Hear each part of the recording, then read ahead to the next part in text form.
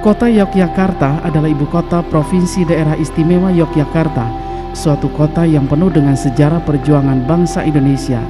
Kota Yogyakarta adalah wilayah yang selama ini mengandalkan pendapatan dari dua sektor, yaitu pendidikan dan pariwisata.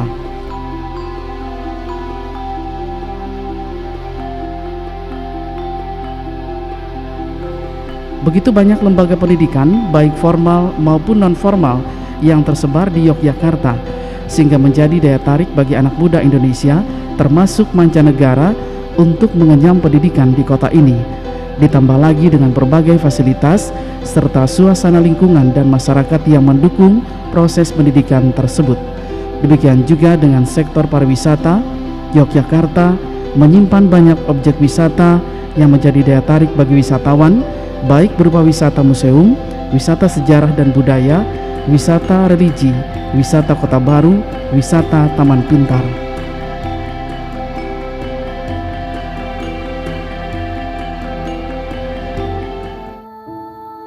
Pandemi COVID-19 yang dimulai pada awal 2020 tidak bisa dipungkiri juga turut memukul sektor-sektor ekonomi, termasuk sektor andalan kota Yogyakarta, yaitu pendidikan dan pariwisata.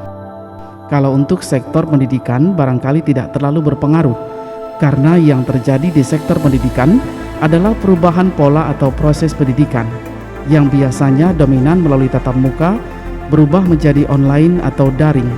Penyesuaian dapat dilakukan walaupun sedikit banyak memakan waktu. Yang justru sangat terpengaruh adalah sektor pariwisata, sektor yang pada hakikatnya sangat bergantung dengan hubungan atau interaksi banyak orang. Suatu kondisi di saat pandemi yang justru harus kita hindari. Ini bisa tergambar dari tren penurunan jumlah wisatawan pada 2020 jika dibandingkan dengan 2018 dan 2019. Sebagai salah satu faktor pendorong pertumbuhan ekonomi, dengan keterpurukan sektor pariwisata tersebut berimbas pada sektor lainnya, yaitu pada sektor UMKM. Sebagai contoh, sektor UMKM melalui program Englarisi pada 2020 mengalami penurunan omset sampai 73%. Sebagai makhluk Tuhan yang terbaik, kita sebagai manusia harus bisa menyesuaikan dengan kondisi yang terjadi tersebut. Pemerintah Kota Yogyakarta sangat menyadari bahwa saat ini UMKM merupakan sektor ekonomi yang sangat mendasar yang perlu terus untuk didukung dan didorong.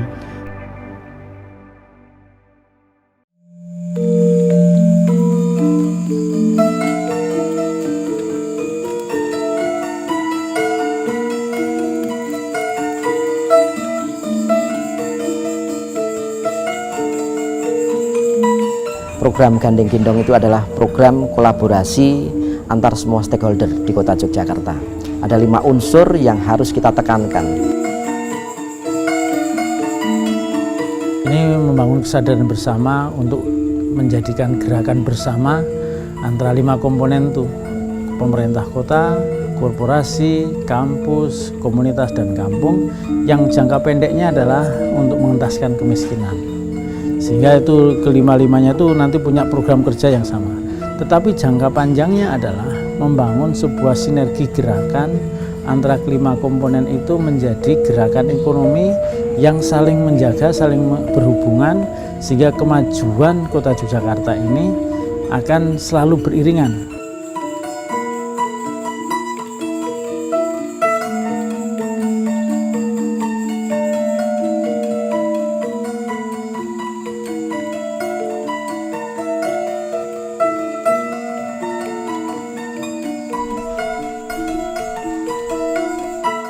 Secara real, program Gandeng Gendong tersebut diantaranya diwujudkan melalui kegiatan 1.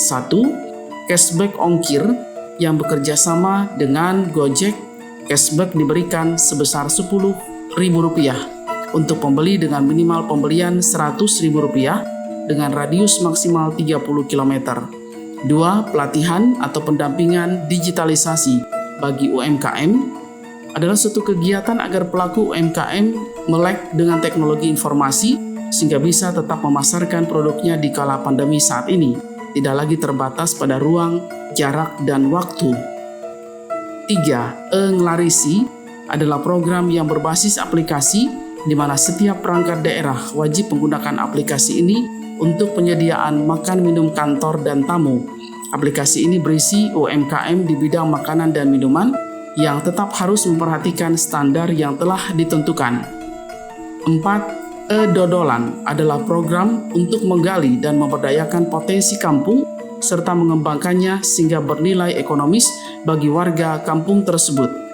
5. Mona Lisa adalah akronim dari menikmati harmonisasi Jogja dengan 5 jalur wisata sepeda. 6. Sarkem Festival, wisata belanja, kuliner, taman sari, dan pentas atraksi seni virtual. Kegiatan-kegiatan tersebut tentunya dilaksanakan dengan mematuhi protokol kesehatan COVID-19. Di kelompok Pakudaya yang pertama tentu saja dengan adanya Gandeng Gendong ini secara nilai ekonomi kami mengalami banyak peningkatan. Yang kemarin ibu-ibu banyak yang tidak mempunyai pekerjaan, pengangguran, ada beberapa ibu yang menjadi single factor kemudian harus mencari rezeki. Dengan adanya kelompok ini sekarang kita lebih bersama untuk mencari rezeki dan mendapatkan banyak keuntungan dari nilai ekonomis ini. Senang sekali. Senang banget.